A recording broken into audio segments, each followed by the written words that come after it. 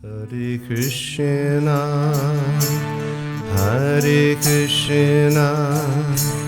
Krishna Krishna। Shrimad Bhagavat की कक्षा को आगे बढ़ाते हुए आज पहला स्कंद 10वां अध्याय और 28वें श्लोक पे चर्चा करेंगे। 110:28। ठीक है। ओम अज्ञानातिमिरान्धस्य ज्ञानाञ्जनशलाकया चक्षुरुन्मीलितं येन तस्मै श्रीगुरवे नमः। श्रीचैतन्यमनोभीष्टं स्थापितं येन भूतले स्वयं रूपगदा मह्यं ददाति स्वपदान्तिकं। वन्देऽहं श्रीगुरो श्रीयुतापदकमलं श्रीगुरो वैष्णवांश्च श्रीरूपं साग्रजातं सगणा रघुनाथान्वितं तं सजीवं साद्वैतं सावधूतं परिजन सहितं कृष्ण चैतन्य देवं श्री राधा कृष्ण पादां सहगणा ललिता श्री विशाखान्वितांश्च। हे कृष्ण करुणा सिंधु दीनबंधो जगतपते गोपेश गोपिका कांत राधा कांत नमोस्तुते। तप्त कांचन गौरांगी राधे वृंदावनेश्वरी वृषभानुसुते देवी प्रणमामि हरिप्रिये। वाञ्छाकल्पतरुभ्यश्च कृपा सिन्धुभ्य एव च पतितानां पावनेभ्यो वैष्णवेभ्यो नमो नमः। श्री कृष्ण चैतन्य प्रभु नित्यानंद श्री अद्वैत गदाधर श्रीवासादि गौर भक्त वृंद। हरे कृष्ण कृष्ण कृष्ण हरे हरे, हरे राम राम राम हरे हरे।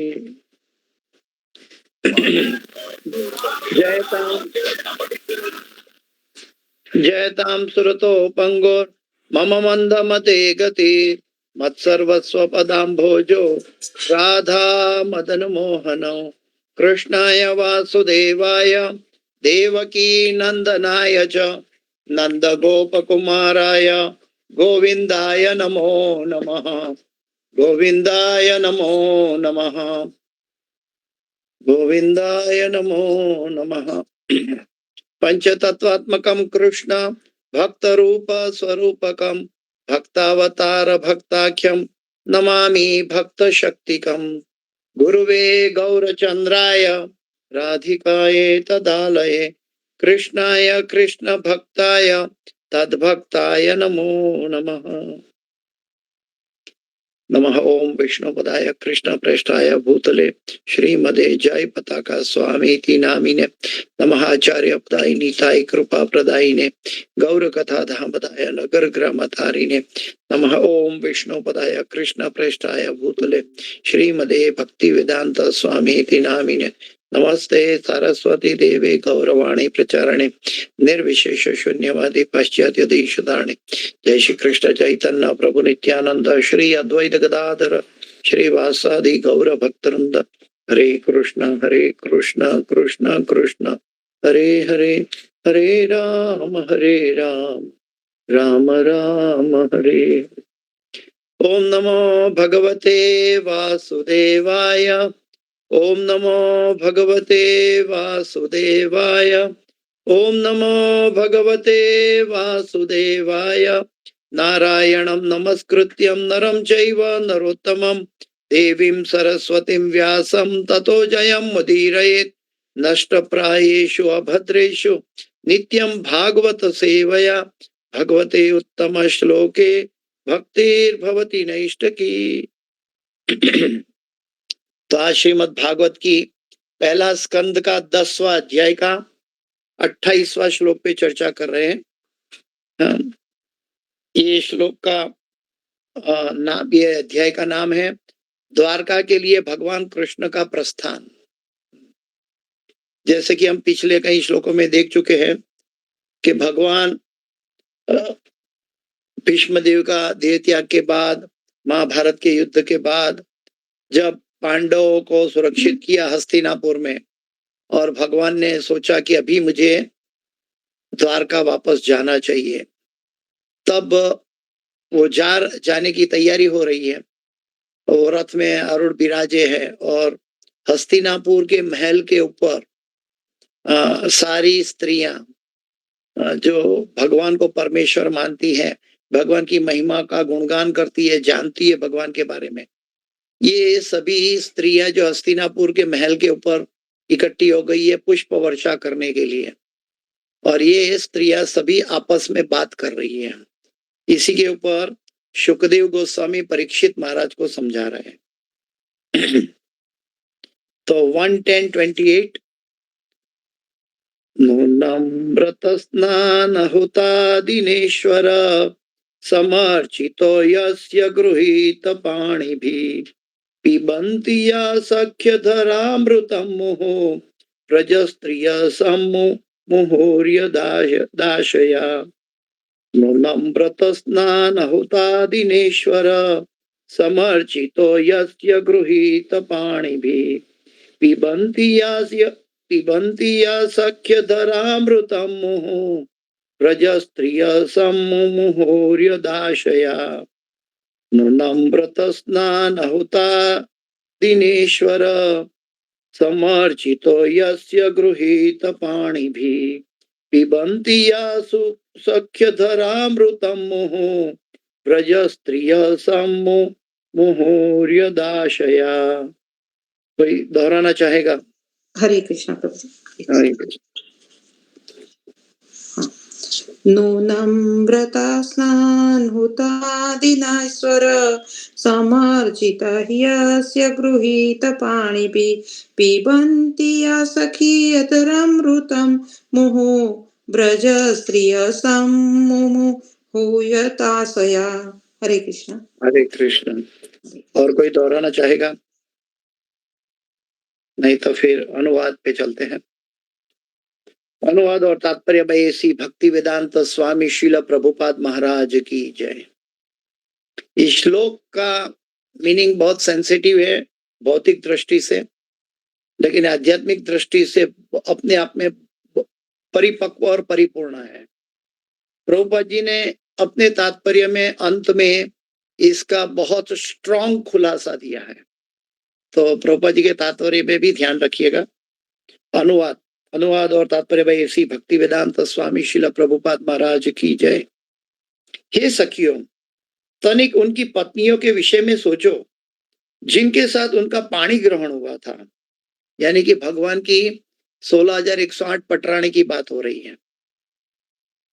जिनके साथ उनका पाणी ग्रहण हुआ था, उन्होंने कैसा व्रत, स्नान, यज्ञ तथा ब्रह्मांड के स्वामी की सम्यक पूजा की होगी, जिससे वे सब उनके अधरामृत का निरंतर आस्वादन चुंबन द्वारा कर रही है। तो ये सखियां जो हस्तिनापुर की स्त्रियां हैं, ये भगवान की द्वारका की, उनकी भगवान की 16,108 पटरानियों के बारे में सोच रही है कि उन्होंने कैसा व्रत, स्नान, यज्ञ तथा ब्रह्मांड के स्वामी की सम्यक पूजा की होगी, जिससे वे सब उनके अधरामृत का निरंतर आस्वादन कर रही है। व्रज भूमि की बालाएं ऐसी कृपा की कल्पना से ही प्रायः मूर्छित हो जाती होगी। यहाँ पे बताया है, व्रज भूमि की बालाएं ऐसी कृपा की कल्पना से ही प्रायः मूर्छित हो जाती होगी, हो जाती होगी। तो भगवान का दोनों रस का यहाँ पर निरूपण किया गया है, स्वकीय रस और परकीय रस, और दोनों के अंदर भगवान ने कैसे सभी जीवों पर कृपा बरसा रहे हैं। इसलिए मैं प्रभुपाद जी की तात्पर्य के आखिरी पैराग्राफ पहले पढ़ के फिर अनुवाद फिर से दोहराऊंगा। प्रभुपाद जी आखिरी पैराग्राफ बहुत महत्वपूर्ण है, ज्यादातर संसारी में रहते हुए सभी लोगों के लिए। यहाँ पे प्रभुपाद जी बहुत सटीक बात बता रहे हैं कि शुद्ध आध्यात्मिक स्वरूप होने पर यह संबंध किसी सांसारिक आकर्षण के बिना प्रकट होता है। उनकी पत्नियों द्वारा या भगवान को प्रेमी रूप में चाहने वाली तरुण गोपियों द्वारा कृष्ण का चुंबन लेना कोई विकृत संसारी गुण नहीं है। यदि ऐसा होता, प्रभुपाद जी अभी स्ट्रॉन्ग एग्जाम्पल बता रहे हैं, यदि ऐसा होता तो सुखदेव जैसे मुक्तात्मा ने उनका आस्वादन करने का कष्ट न उठाया होता।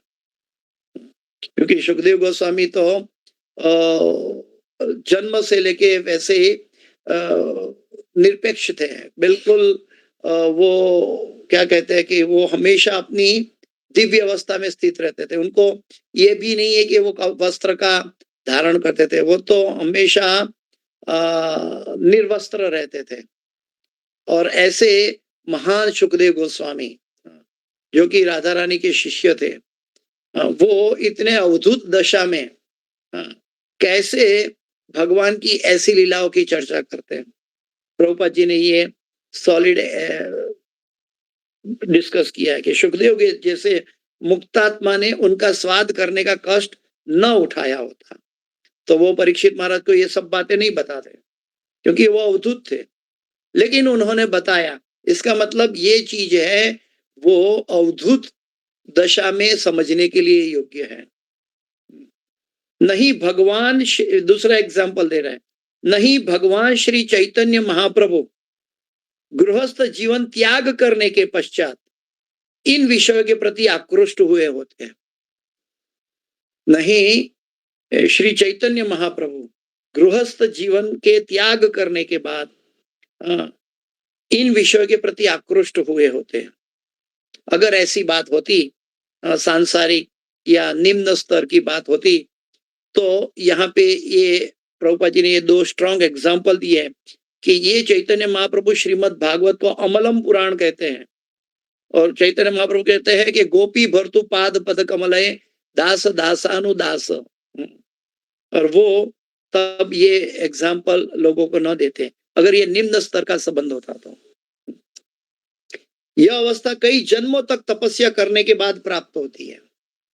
यह अवस्था कई जन्मों के तक तपस्या करने के बाद प्राप्त होती है।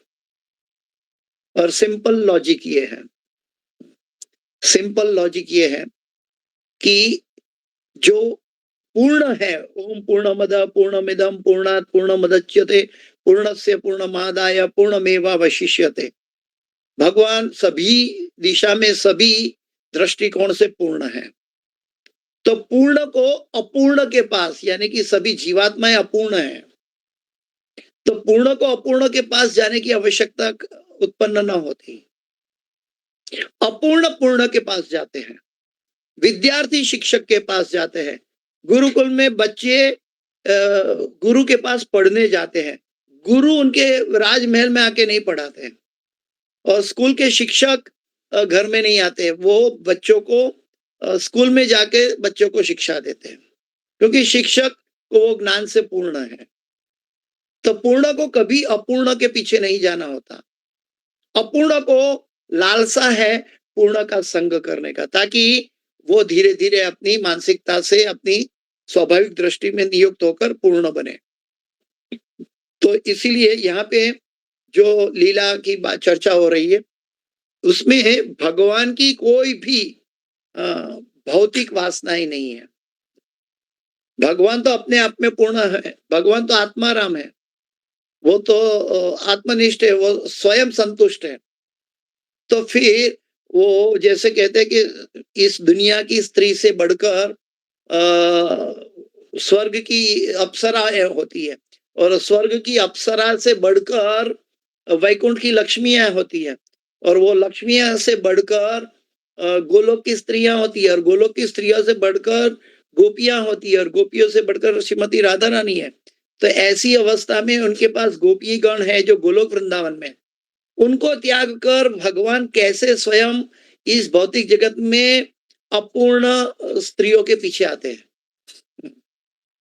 तो ये वास्तविकता से बिल्कुल उल्टा दिखाई दे रहा है, लेकिन क्योंकि हमारा मन कल्मशग्रस्त होता है, इसलिए हमें कभी कभी इसको समझने में हम अपराध कर बैठते हैं। इसलिए प्रभुपाद जी कहते हैं कि यह अवस्था कई जन्मों तक तपस्या करने के बाद प्राप्त होती है। मैं फिर से अनुवाद पढ़ता हूं।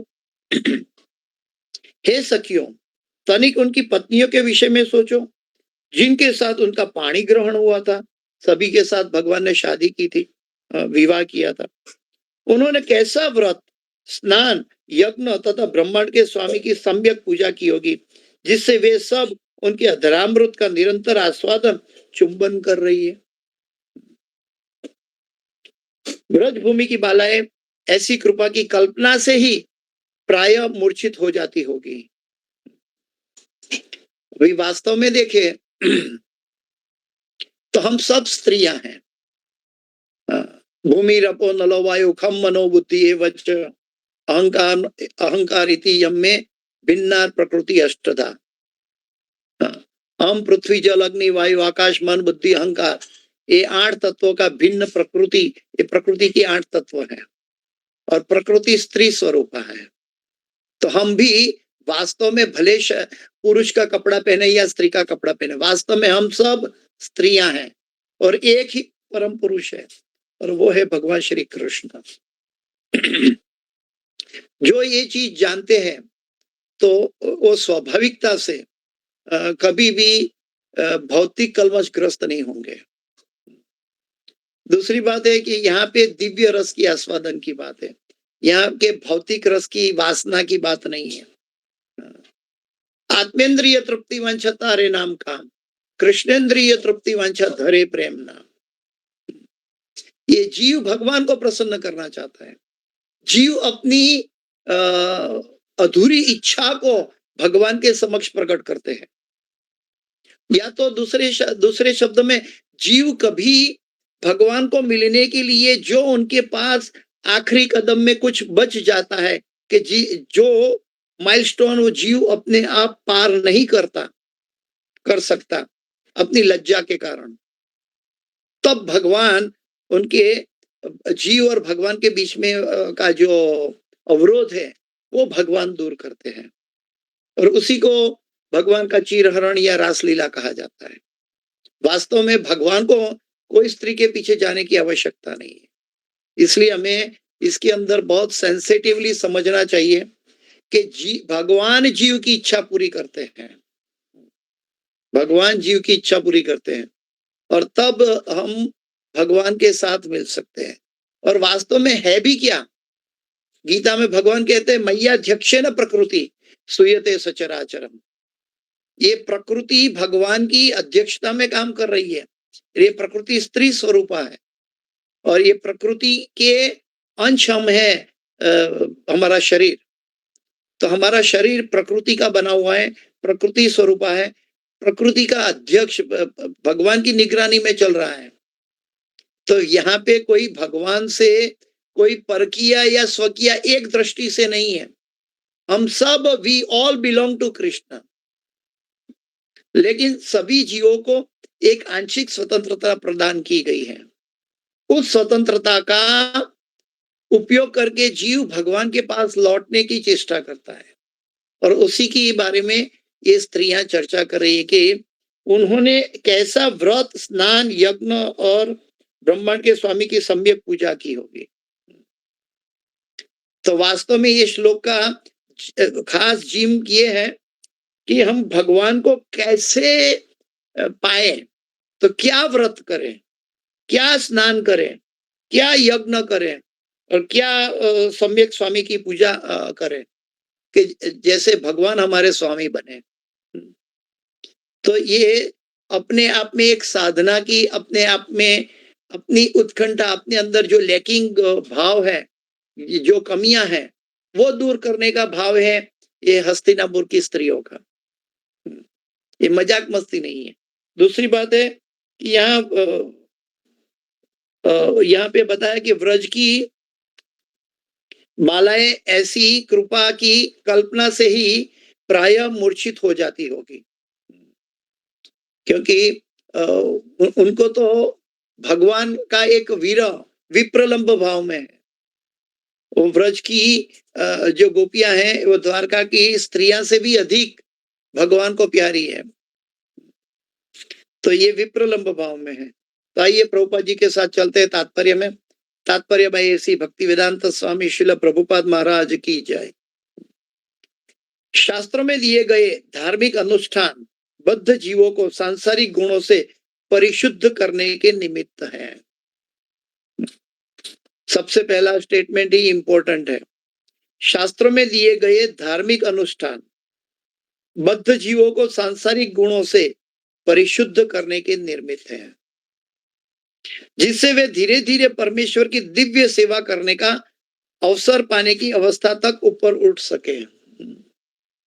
हम सब कलयुग में सभी जीव जिनको साधु गुरु शास्त्र मिला है, जिनको बोनाफाइड गुरु मिला है, वो सभी जीव हरिनाम का जप से, महामंत्र का जप से भगवान की अल्टीमेट शुद्धिकरण की प्रक्रिया में अपने आप को लगा रहे हैं।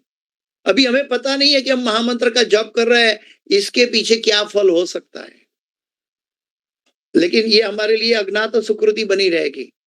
लेकिन ये परिशुद्ध करने के लिए हमें इस संसार से विरक्त करके भगवान के साथ आसक्ति से हमारा रिश्ता जोड़ने के लिए ये है।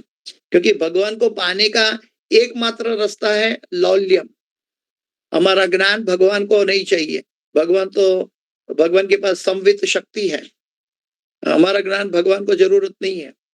भगवान का ज्ञान हम उधार लेते हैं इस जन्म का निरूपण करने के लिए, संभालने के लिए। वास्तव में हमारा शरीर भी भगवान का है, हमारी आंखों की दृष्टि भी भगवान की है, सब कुछ भगवान का है। तो फिर भगवान उसका भोग करे, उसमें क्या क्या गलती है? भोक्ताराम यज्ञ तपसाम सर्वलोक महेश्वरम। लेकिन संसार के मैले लोग को विपरीत दिखाई देता है, क्योंकि वो भगवान को अपने जैसे मनुष्य समझते हैं।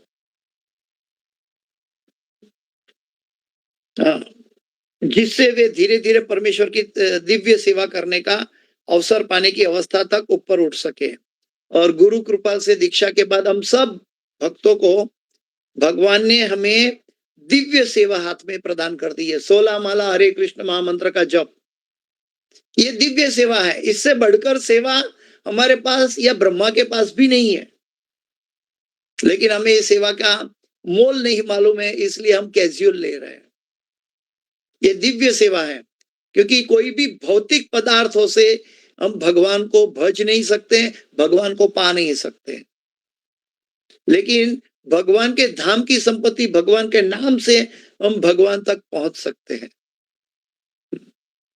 नाम नामकारी बहुधा निज सर्व शक्ति तत्रार्पिता नियमिता स्मरणे न काल एतादृशी तव कृपा भगवन ममापि। लेकिन दुर्दैव में दृशमिहा जनिनानुराग, ये मेरी अवस्था है। शुद्ध आध्यात्मिक जीवन की इस अवस्था को प्राप्त करना सर्वोच्च सिद्धि है, और यह अवस्था जीवात्मा की वास्तविक पहचान अथवा स्वरूप कहलाती है। यहाँ पे प्रभुपाद जी कहते हैं, शुद्ध आध्यात्मिक जीवन की इस अवस्था को प्राप्त करना, हमारा ओरिजिनल स्वरूप को प्राप्त करना, जिसको कहते हैं आत्म साक्षात्कार के बाद इस अवस्था को प्राप्त करना, ये सर्वोच्च सिद्धि है। और यह अवस्था जीवात्मा की वास्तविक पहचान, आत्मा की वास्तविक पहचान अथवा स्वरूप कहलाती है, कि हम भगवान को कौन से स्वरूप में भगवान के साथ जुड़े हुए हैं। ये जब हम भौतिक कलमश से मुक्त होकर परिशुद्ध हो जाते हैं, तब हम स्वतः ही उस रस में, उस जगह के लिए हम आकृष्ट हो जाता है, जिसको कहते हैं भक्ति रसामृत सिंधु का बिंदु। तब जीव को कहना नहीं पड़ता कि तुम भगवान की ये सेवा करो या वो सेवा करो। भगवान के साथ 5 रसों के साथ रिश्ता जोड़ा जाता है, और वो 5 रसों में हर एक जीव का अलग अलग रस के साथ भगवान के साथ संबंध है। और जिस रस में वो उसका स्वरूप सिद्ध है आध्यात्मिक जगत में, उस रस के प्रति वो जीव अपने आप आकृष्ट हो जाता है। ऐसा नहीं कि दास्य वाला माधुर्य में जाता है, माधुर्य वाला साख्य में जाता है, ऐसा नहीं है। हर एक जीव की एक स्वरूप सिद्ध अवस्था है। लेकिन ये तब समझ में आता है, तब उसको दूसरा रस की बात करो तो अभी उनको अच्छा नहीं लगेगा। वो तो वही रस में निपुण है, जैसे कि हनुमान जी दास्य रस में ही निपुण है। वो कभी राम से विलग होना सोच नहीं सकते। ऐसे अलग अलग रस के अलग अलग अधिष्ठाता है और हरेक की अपने अपने रस में नियुक्ति है। तो इसको कहते हैं स्वरूप, अपना निजी स्वरूप। अपना निजी स्वरूप हम पहचानेंगे तो ये तब पहचानने का अनुभव होगा जब हम भौतिक कलमश से मुक्त हो जाएंगे। इसका मतलब नहीं कि हमें मृत्यु हो जाएगी, नहीं। हम जब जब करते करते करते करते तीव्रता से शुद्ध हो जाएंगे, तब जाके हमें हमारा ऑटोमेटिक उसी दिशा में हमारा माइंड का संचार शुरू हो जाएगा और हर एक जीव को पता लगेगा कि मुझे भगवान की ये सेवा में नियुक्त रहना है। लेकिन ये भक्ति की स्वरूप सिद्धि तक पहुंचना एक पराकाष्ठा की तरह मान लीजिए। लेकिन उसके बाद लौल्यम जन्म ले लेगा और वो जीव उसी सेवा का लौल्यम उसके अंदर प्रकट हो जाएगा। दास्य का दास्य में, साक्ष्य का साक्ष्य में, वात्सल्य का वात्सल्य में, माधुर्य का माधुर्य में। मुक्ति का अर्थ है इस स्वरूप अवस्था का नवीकरण।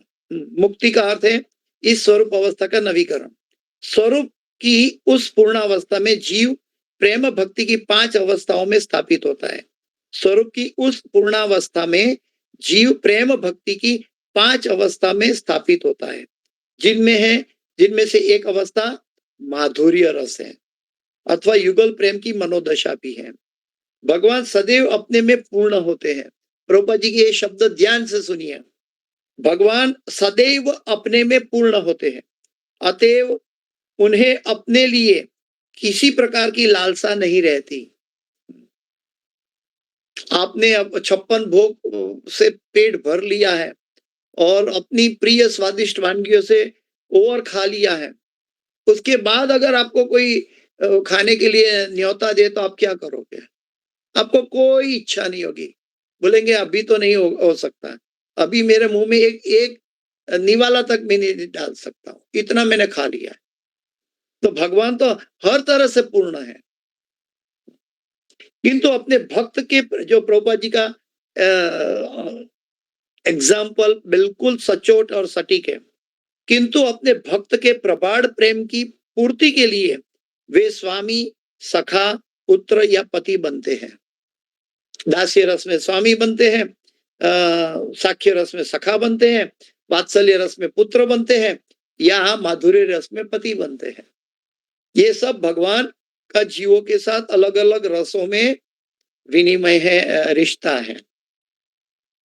यहाँ पर माधुर्य रस के 2 प्रकार की भक्तों का उल्लेख हुआ है। यहाँ पे 2 प्रकार के भक्तों का माधुर्य रस में उल्लेख हुआ है। एक है स्वकीय और दूसरा है परकीय। स्वकीय जो द्वारका की पटरानी है और परकीय जो व्रज की बालाएं हैं।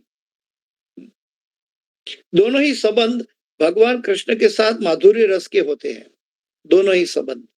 लेकिन ये फिर से मैं दोहराना चाहूंगा कि माधुर्य रस का अर्थ ये नहीं है कि हम शारीरिक रिश्ते की बात हो रही है। यहाँ पे जीव और भगवान के साथ प्रेम के रिश्ते की बात हो रही है। द्वारका की रानियां स्वकीया थी, अर्थात वे विधिवत रूप से व्याही हुई थी। लेकिन व्रज की बालाएं उनकी तब की तरुण मित्र थी जब वे अनव्याहे थे, जब भगवान ने शादी नहीं किया था, विवाह नहीं किया था, जब बालाएं भी विवाह नहीं की थी, तब की बात है व्रज की बालाएं। लेकिन ये भगवान की नाम पढ़ते ही वो मूर्छित हो जाती थी। जैसे कि भगवान ने इन बालाओं के साथ रासलीला की और सभी बालाओं को आनंद मिला और बालाओं ने सोचा भगवान आज मेरे साथ है।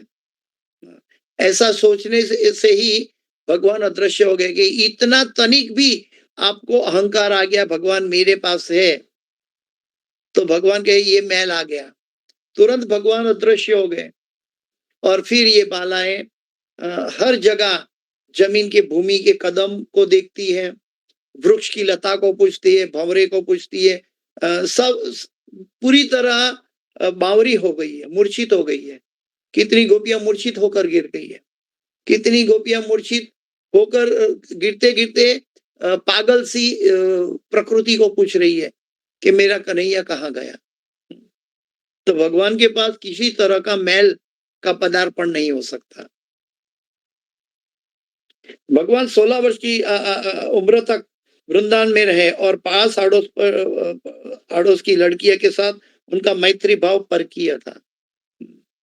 परकीय भौतिक दृष्टि से परकीय है, वास्तव में we all belong to Krishna. इन बालिकाओं तथा रानियों का शास्त्रोक्त व्रत, स्नान तथा अग्नि यज्ञ द्वारा कठिन तपस्याएं करनी पड़ी। इन बालिकाओं तथा रानियों को शास्त्रोक्त व्रत, स्नान तथा अग्नि यज्ञ द्वारा कठिन तपस्याएं करनी पड़ी।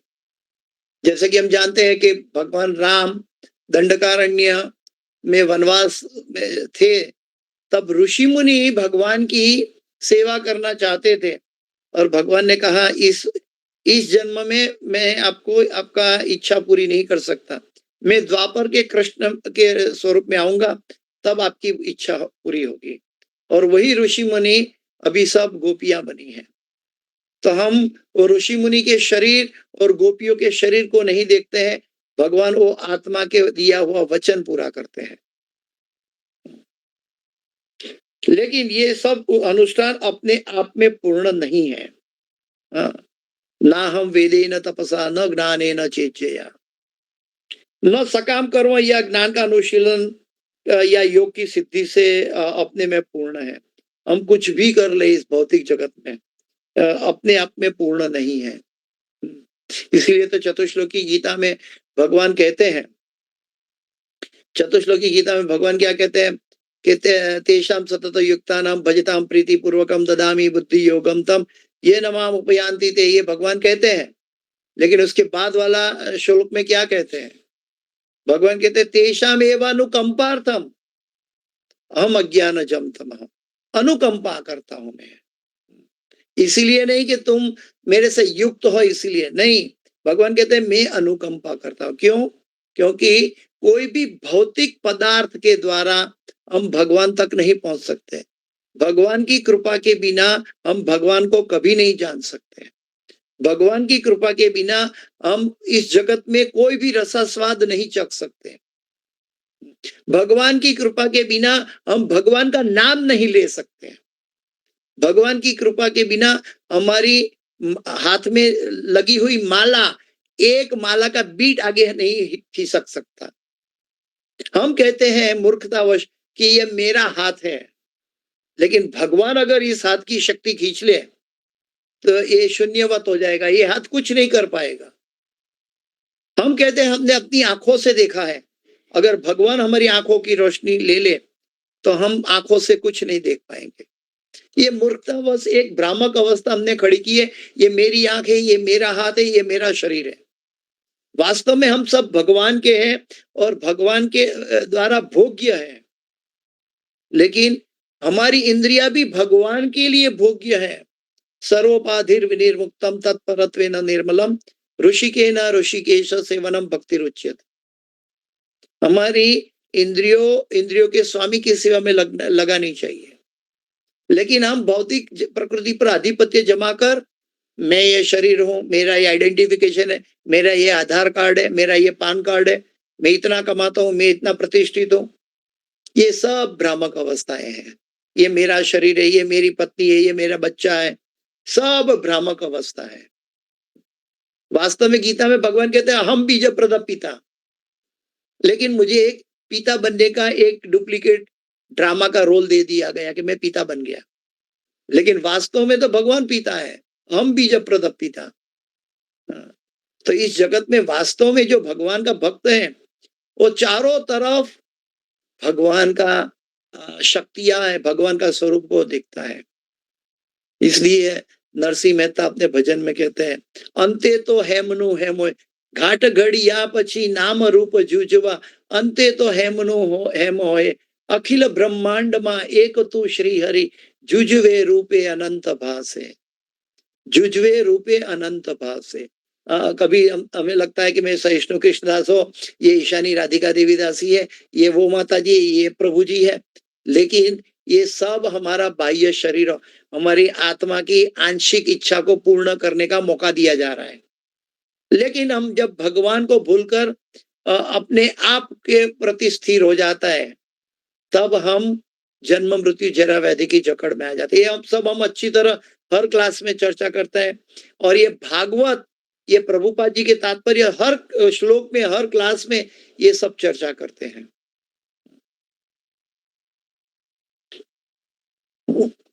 तो न सकाम कर्म तथा ज्ञान का अनुशीलन या योग की सिद्धि ही अपने में पूर्ण है। ये सब स्वरूप की सर्वोच्च अवस्था को प्राप्त करने में निमित्त है। लेकिन याद रहे कि इसका मतलब है नहीं कि हम सब भगवान हैं, नहीं, हम सब भगवान के अंश है, आत्माएं हैं, हम परमात्मा नहीं है। ये समझने की भूल ना करें। आत्मा और परमात्मा, परमात्मा के अंश आत्मा है। भगवान की वैधानिक दिव्य सेवा करने के लिए है। सर्वोच्च अवस्था प्राप्त करना मतलब भगवान की वैधानिक दिव्य सेवा करने के लिए है। जीवेर स्वरूप है नित्यर कृष्णदास। जब तक जीव भगवान की सेवा नहीं करेगा, तब तक माया की सेवा में रहेगा, वो अंधकार में रहेगा। और सबसे बड़ा अंधकार, जो कड़ा अंधकार माना जाता है, वो क्या, माया का अंतिम पाश जिसको बोलते हैं, वो क्या है? वो है मैं ये शरीर हूं। जब मैं अपने आप को शरीर से आइडेंटिफाई करता हूं, तो मैं सबसे बड़ा गहरा अंधकार में हूं, और सारा जीवन हमारा ऐसे व्यतीत होता है। लेकिन साधु, गुरु और शास्त्र की कृपा से और भगवान की कृपा से हम इससे बाहर निकल सकते हैं। यही रूपे ब्रह्मांडे भ्रमिते कौन भाग्यवान जीव, गुरु कृष्ण कृपाए पाए भक्ति लता बीज। तो भगवान की वैधानिक दिव्य सेवा करने के लिए हमारा कर्तव्य है, हमारी सर्वोच्च अवस्था है।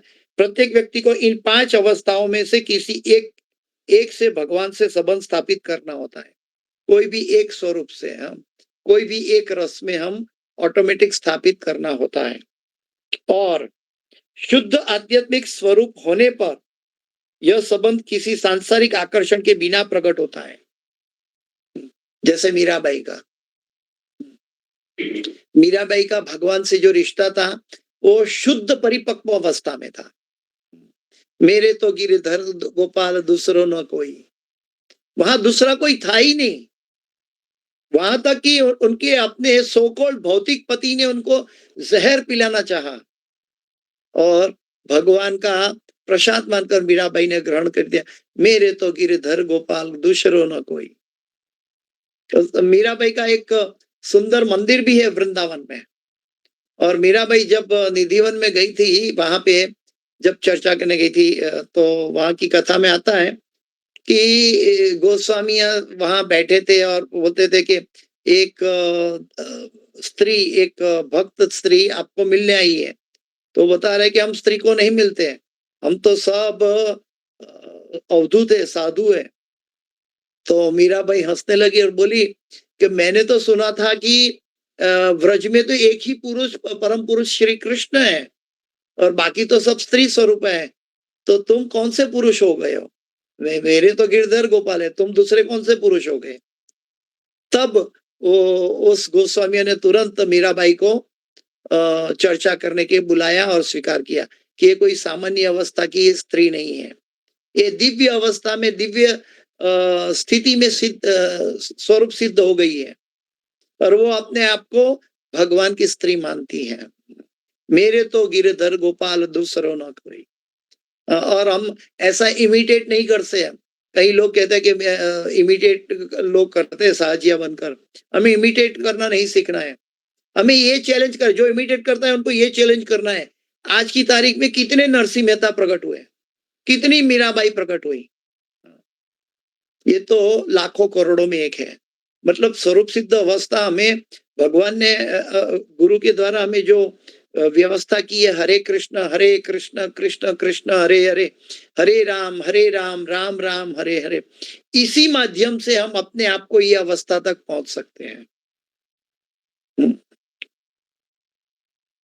तो शुद्ध आध्यात्मिक स्वरूप होने पर यह संबंध किसी सांसारिक आकर्षण के बिना, किसी सांसारिक आकर्षण के बिना, यानी कि वहां स्त्री पुरुष का संबंध नहीं रह जाता, क्योंकि संसार का आकर्षण वही रहता है।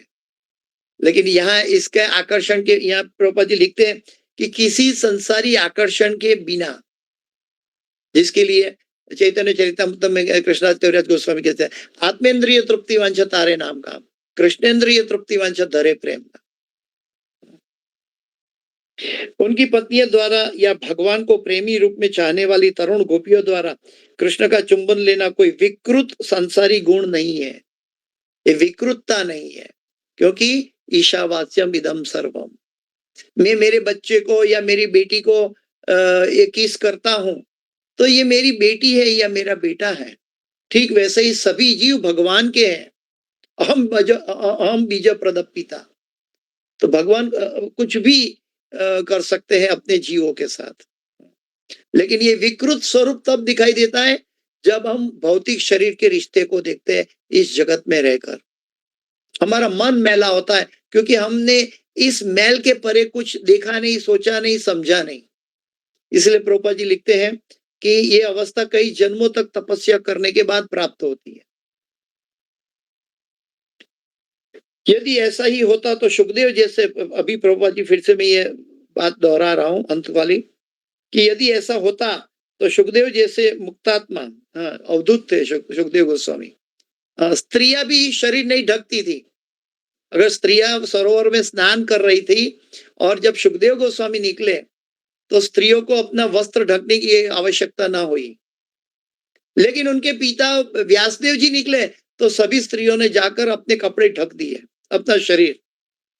ये बताता है कि सुखदेव गोस्वामी आत्माराम थे, आत्माराम की अवस्था में थे, वो अवधूत अवस्था में थे। उनको बाह्य शरीर से कोई लेना देना नहीं था। वो तो जीव और भगवान के रिश्ते के बारे में चर्चा कर रहे थे। और वो सुखदेव गोस्वामी, कितना महान अहोभाग्य होगा कि परीक्षित महाराज को ये उपदेश देने के लिए स्वयं गंगा नदी के किनारे पहुंच गए। ये भगवान ने पांडवों की कैसे रक्षा की, और जिसके जरिए आज हमारे पास श्रीमद् भागवत है। आज हम श्रीमद् भागवत के अंतर्गत चर्चा कर रहे हैं, और ये श्रीमद् भागवत परीक्षित महाराज की कृपा से मिला है। और ये परीक्षित महाराज सुखदेव गोस्वामी के साथ चर्चा कर रहे हैं। तो अगर ये सांसारिक बातें होती, जो वासनाओं की बात होती, तो सुखदेव गोस्वामी मृत्यु पर्यंत बैठे हुए परीक्षित महाराज को ये काम वासना की बात न सुनाते।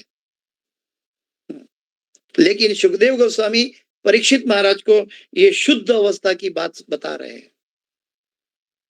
यदि ऐसा होता तो सुखदेव गोस्वामी जैसे मुक्तात्मा ने उनका आस्वादन करने का कष्ट न उठाया होता, क्योंकि वो तो त्रिकालज्ञ थे, उनको सब मालूम था, अंदर क्या बाहर क्या। बाहर महाजन में भी सुखदेव गोस्वामी आते हैं। नहीं, भगवान श्री चैतन्य महाप्रभु जो कि स्वयं राधा कृष्ण के अवतार थे, स्वयं भगवान भी गृहस्थ जीवन त्याग करने के बाद फिर सांसारी विषयों के प्रति आकृष्ट कैसे होते। वो साधु बन गए थे, सन्यास ले लिया था, फिर स्त्री पुरुष के संबंध की बात कैसे करते, या तो प्रेमी प्रेमिकाओं की बात कैसे करते अगर वो सांसारिक होता। तो प्रभुपाद जी हमारी आंख खोल रहे हैं कि जो हमारे मन के विचारों की परिधि से बाहर है। इसीलिए भगवान ये कौन सा तत्व है? अचिंत्य भेद अभेद तत्व चैतन्य महाप्रभु ने बताया, जो हमारे मन से चिंतन नहीं कर सकते। अहमेवा समेवाग्रे, जो चतुश्लोकी भागवत में भगवान कह रहे हैं कि इससे अधिक कोई मुझे न जानता है। गीता में भी भगवान कहते हैं अहम आदि ही देवानाम, मैं ब्रह्मा और देवी देवताओं का भी आदि हूं। कोई मुझे नहीं जानता, लेकिन मैं सबको जानता हूं। जब भगवान सबको जानते हैं तब किसी भी कोने में आप रहो, अगर आपको भगवान से प्रेम है, आपको भगवान को मिलना ध्रुव हो जाएगा। आपके पास लौल्यम, प्रेम का लौल्यम होना चाहिए भगवान को पाने का। अगर ये अवस्था में हम स्थित हैं तो दुनिया की कोई ताकत, कोई विघ्न हमें बीच में नहीं आ सकता। चाहे मीराबाई को जहर पीना पड़ा तो भी कुछ नहीं, और सर्पों की बात हुई तो फूलों की माला बन गई। और नरसिंह मेहता को पूरा घर से निष्किंचन होके निकल गए थे, लेकिन फिर भी भगवान प्राप्त हो गए। जिसका कोई नहीं उसका भगवान है। लेकिन भगवान अपने प्रेमी भक्तों को अपनी प्रेम की जो पराकाष्ठा है, जो प्रेम की अधूरी भावनाएं हैं, वो भावनाएं भी भगवान पूर्ण करते हैं, इसीलिए ताकि वो जीव के साथ अन्याय ना हो। क्योंकि गीता में भगवान कहते हैं, कौन्तेय प्रतिजानी ही न मे भक्त प्रणश्यति, क्षिप्रम भवति धर्मात्मा शाश्वत शांति निगच्छति। कौन्तेय प्रतिजानी ही न मे भक्त प्रणश्यति, मेरा किसी भी प्रकार का भक्त का नाश नहीं होगा। हे कुंती पुत्र अर्जुन, तुम ये डिक्लेयर करो, क्योंकि मैं कभी अपना वचन तोड़ देता हूं। भीष्म पितामह सामने व्रत ले लेंगे तो, लेकिन मैं जब मेरा भक्त कोई वचन डिक्लेयर करता है मेरे बारे में, तो मैं वे कार्य अवश्य करता हूं। और वो भगवान ने ये कार्य अर्जुन को महाभारत के युद्ध के कुरुक्षेत्र के मैदान में कहा, और वास्तव में जीवन में, उनके अपने जीवन में प्रैक्टिकल करके दिखाया भगवान ने कि मैं सबके लिए उपलब्ध हूं। और ये श्रीमद् भागवत इसका शुद्ध प्रमाण है। चाहे अब प्रहलाद महाराज हो, ध्रुव महाराज हो, या कोई भी अलग अलग चैप्टर में अलग अलग कथाएं हैं, अलग अलग इतिहास है, लेकिन हर एक इतिहास में भगवान का जीव के साथ रिश्ता, जिस तरह से जीव चाहता है उस तरह से भगवान उसके साथ रेसिप्रोकेट करते हैं। और ऐसा नहीं कि भगवान के सामने तो द्वापर में अर्जुन के सामने भगवान खड़े थे, नहीं, हमारे साथ भी भगवान ने नाम रूप में अवतार लिया है, कलिकाले नाम रूपी अवतार। लेकिन क्या है कि क्योंकि हमारी इतनी बद्ध और मैली अवस्था है, यानी कि इसलिए हमने नाम में कोई दिलचस्पी नहीं रहती। ये हमारी बहुत बड़ी दुर्दशा है, क्योंकि हम इतने अबूझ हैं, इतने अज्ञानी हैं, इतने सुकेवाय क्या क्या इसको कहेंगे, हम विकर्म इतने किए हुए हैं हमारे पूर्व अकाउंट में कि हमारे अंदर वो शुद्धता का एक बिंदु भी प्राप्त नहीं होता। जब अंधेरे रूम में कुछ लाइट की व्यवस्था नहीं है तो जरूरी ये है प्रकाश बाहर से लाना पड़ता है। प्रकाश बाहर से लाना पड़ेगा, क्योंकि रूम के अंदर अंधेरा है, इलेक्ट्रिसिटी का कोई पॉइंट नहीं है, इलेक्ट्रिसिटी नहीं है, वहां अग्नि नहीं है, कुछ नहीं है, तो प्रकाश कैसे आएगा? तो वहां प्रकाश बाहर से लाना पड़ता है, और वो बाहर से जो प्रकाश मिलता है वो गुरु है, वो शास्त्र है। हमारा अंधकारमय शरीर का रूम है, जिसके अंदर न इलेक्ट्रिसिटी की बिजली जल सकती है, न अग्नि की प्रज्वला को हम अनुभव कर सकते हैं। हमारे अंदर अहम ममेति की अज्ञानताएं हैं। तो इसीलिए हमें ये भ्रामक मनुष्य शरीर छोड़कर हमें दिव्य अवस्था में अपने आप को स्थित करना चाहिए। वास्तव में आचार्यगण बताते हैं कि हम भगवान के आध्यात्मिक स्फुरलिंग है, और ये कुछ क्षणों के लिए, आध्यात्मिक जगत की कुछ क्षणों के लिए ये मनुष्य जन्म धारण किया है। आध्यात्मिक जगत की कुछ क्षण है जो मनुष्य जन्म का 100 साल हो जाता है। तो हम वास्तव में आध्यात्मिक स्फुरलिंग है, लेकिन हम भौतिक अनुभव कर रहे हैं, लेकिन दिखता क्या है? उल्टा। हम मनुष्य जीवन में भौतिक जगत में आध्यात्मिक भक्ति कर रहे हैं। हाँ, हमें उल्टा दिखाई देता है। वास्तव में वास्तविकता क्या है?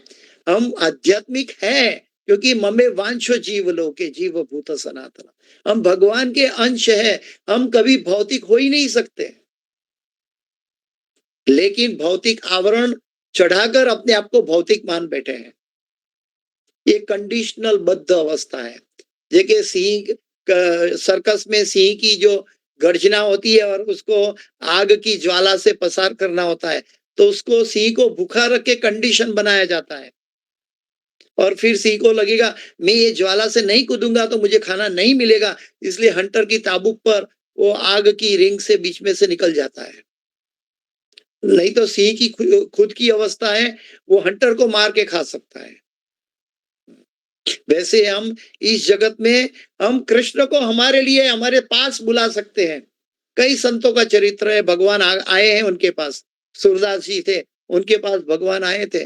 मीराबाई के पास आए, पांडवों के पास आए और व्रज के कई संतों हैं कि जिनके साथ भगवान का आदान प्रदान हुआ। कहीं कोई प्रसिद्ध बाहर प्रकाश में आया और कोई लुप्त दिखाई नहीं दिया, क्योंकि भगवान ने गुप्त रखना चाहा। ये भागवत की जो इतिहास की कथाएं हैं, प्रहलाद महाराज की, ध्रुव महाराज की, या गोपियों की, या इंद्र की, या ब्रह्मा की, ये सभी अवस्था बहुत संक्षिप्त में कंपाइल की गई है। वास्तव में ऐसी अनंत घटनाएं हैं जहां भगवान ने अपने भक्तों के साथ प्रेम का विनिमय किया है। प्रेम का मतलब सिर्फ स्त्री पुरुष का संबंध का नहीं, भक्त को जो चाहिए वो आवश्यकता पूरी की है। भगवान अपनी आंशिक स्वतंत्रता का दुरुपयोग नहीं करते। भगवान हमें जो आंशिक स्वतंत्रता दी है उसी को देखते हैं कि हम न्यूट्रल अवस्था में क्या करते हैं। जैसे शास्त्र में बताया गया कि मनुष्य सबसे बड़ा गहरा पाप एकांत में करता है। जब अकेला होता है तो वो जीवन का सबसे बड़ा पाप करता है। उस समय उसको लगता है कोई नहीं देख रहा है। तो वास्तव में हम अकेले नहीं है, हम भगवान की निगरानी में है, दशो दिशा की निगरानी में। ये भगवान का भक्त जान सकते हैं। वो अपने आप को कभी बेसहारा नहीं मानता, उनका एक ही सहारा है भगवान। मेरे तो गिरधर गोपाल दूसरो न कोई। और जिसके हृदय में ये निष्ठा से स्थापित हो चुका है कि भगवान ही मेरा सब कुछ है, और फिर मैं भगवान के साथ साथ और चीजों पर मैं डिपेंडेंट होता हूं, इसका मतलब है मेरी भगवान पे श्रद्धा नहीं है पूर्णतया। अगर मैं पूर्णतया भगवान में डिपेंड हो गया लेकिन फिर भी इसके अंदर सकाम वृत्ति है मेरे लाभ की, तो भी ये उणप है। भगवान के साथ डिपेंडेंसी એટલે उसको कैसे समझा जाए? एक सिंपल एग्जांपल है, हम छोटे बच्चे होते हैं ना, 3-4 साल के छोटे बच्चे, तो उनको पिता उसको हवा में उछालते हैं। तो हवा में उछालते हैं तो बच्चा एक तरफ से तो पहली बार तो डरता है, फिर 2-3 बार देखता है कि पापा ने, जैसा मैं नीचे गिरा तो पापा ने पकड़ लिया, तो फिर उसको आनंद आता है। तो पिताजी जब उसको हवा में उछालते हैं तो बच्चे को आनंद महसूस होता है। वैसे जब जीव को पता चलेगा कि मेरे द्वारा भगवान जो भी कार्य करा रहे हैं ये भगवान की प्रसन्नता के लिए, मेरा उसमें कुछ लेना देना नहीं है, मैं भगवान को समर्पित हूं। जैसे वो बच्चा पिता पर समर्पित है, ऐसे हमें भगवान पर समर्पित होना सीखना है। और इसलिए हमारा 100 साल कम ना पड़ जाए उम्र का, किसी का 80 साल है, 100 साल है, पता नहीं है, वो कम ना पड़ जाए, इसलिए हमें तीव्रता से, तीव्रेण भक्ति योगेन यजेत पुरुष परम, हमें तीव्रता से भगवान की भक्ति में लग जाना चाहिए। गुजराती में कहते हैं जाग्या त्यारथी सवार। किसी न किसी माध्यम से भगवान ये संदेश पहुंचाते हैं, भागवत के माध्यम से, गुरु के माध्यम से, कोई भक्त के माध्यम से, या कोई आपसी व्यक्ति के माध्यम से।